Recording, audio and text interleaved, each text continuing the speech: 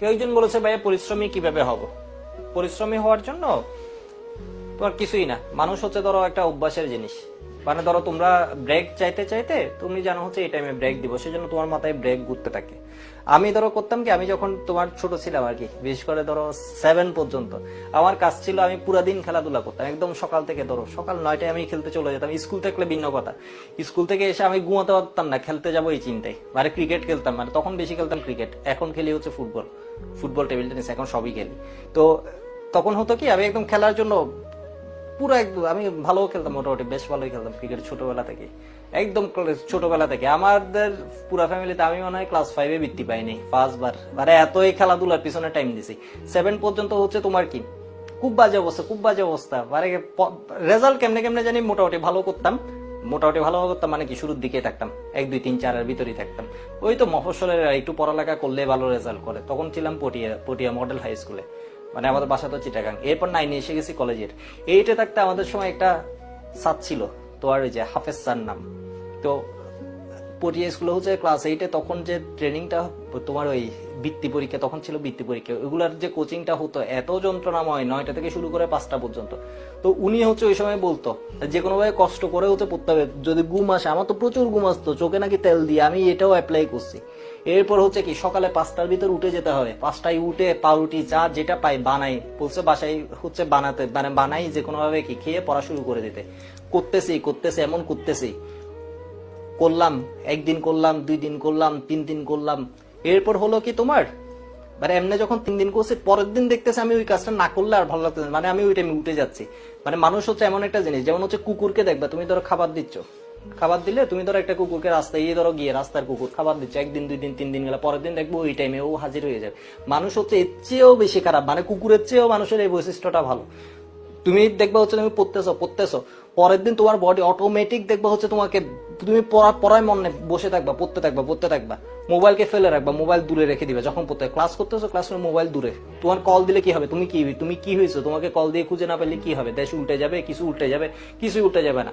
তুমি ফেসবুকে না থাকলে কি হবে, কিছুই যায় আসে না কারো।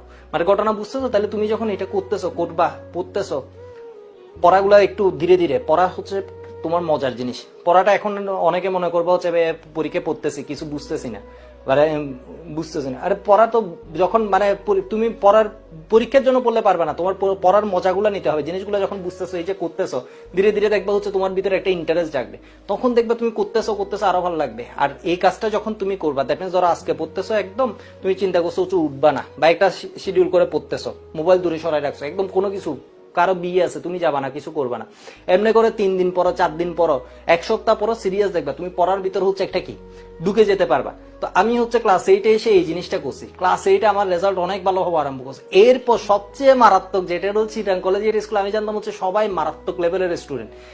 ওইখানে এসে আমি শুরুতে ভর্তি পরীক্ষার জন্য এত পড়া পড়ছি, আমি দিন রাত পড়তাম। আমি তো চান্স পাইছি, ওইটা বিষয় না। এরপর প্রথম 6 মাস এত পড়ছি, শুরুতে কলেজের স্কুলে ধরো একটা কি টপের মধ্যে চলে গেছি।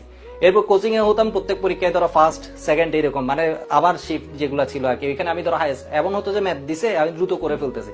কলেজে এটাই খেলতে গেলাম, 1 দিন 2 দিন গেলাম, মর্নিং শিফটে ছিলাম আমি চিটাগাং কলেজের স্কুল হচ্ছে লেজেন্ডারি লেভেলের, পুরো ওয়ার্ল্ডে সব জায়গায় ধরো চিটাগাং কলেজের স্কুল থেকে সবাই ছড়াই গেছে। এনডিসি চিটাগাং কলেজের স্কুল এরকম কিছু জায়গা আছে, সব জায়গা ভালো, বাট এরকম জায়গার মানুষজন দেখবে পুরো ওয়ার্ল্ডে ছড়া যায়। এবং বুয়েট, মানে পুরো ওয়ার্ল্ডে গেলে হচ্ছে এর মধ্যে লোক পাবা।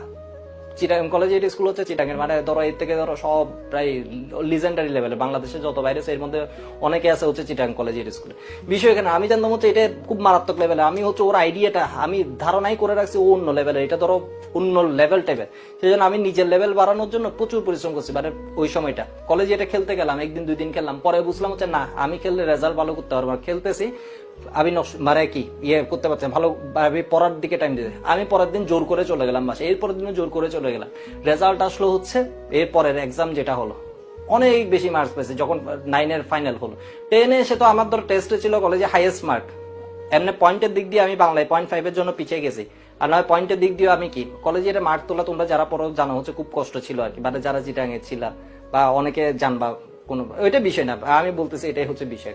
তো ওইখানে গিয়ে হচ্ছে কি তোমার এই পরিশ্রমটা করার ফলে বা এগুলো আউটকাম পেতে থাকবা। তুমি যখন একটা কাজ করছো, এটা এমন না যেটা কোনো ম্যাজিক না। তুমি একটা পড়া এখন পড়তেছো, এগুলো এমন না যে তুমি কেমিস্ট্রি পড়তে আসছো, এখানে তোমাকে এমন না যে গল্প টল্প এগুলো করে একদম শেষ করে দেওয়া হবে, মানে অনেক মজা পাই যাবে। এখানে হচ্ছে ধীরে ধীরে জিনিসগুলো বুঝতে হবে, ধীরে ধীরে জিনিসগুলোর মজা পাইতে থাকবা। ওকে, আমরা অনেক কথা বলে ফেলছি, অনেক টাইম নষ্ট করে ফেলছি। তবে ওই যে মানুষের অভ্যাসটা আর কি, তুমি কোন সময় খাও, কোন সময় কি করো, এগুলা থেকে মানে তুমি পড়ার দিকে হচ্ছে মুভ করবা।